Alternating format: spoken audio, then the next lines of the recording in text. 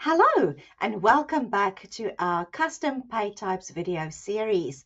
In this video, we're going to look at how to set up an after-tax repayment deduction.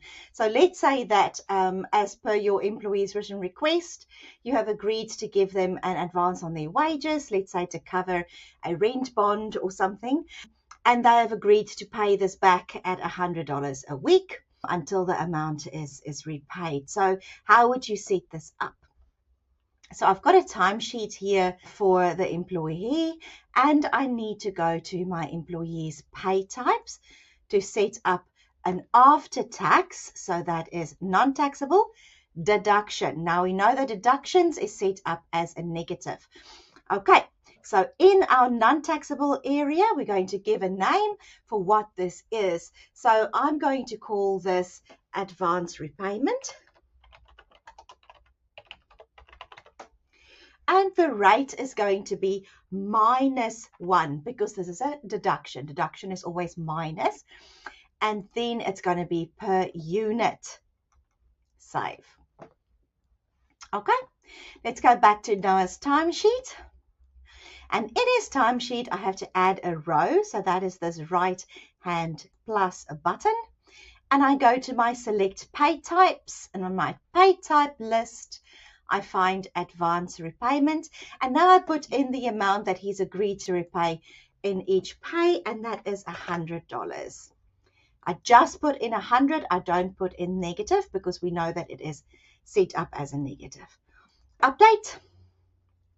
Very well. You will see here in his pay summary, there is an extra row added just below the net because it's after tax. And after tax deductions here is 100.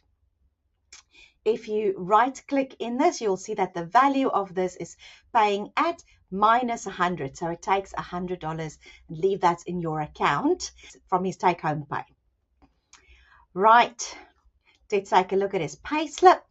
So in Noah's payslip, you will see that there is his timesheet.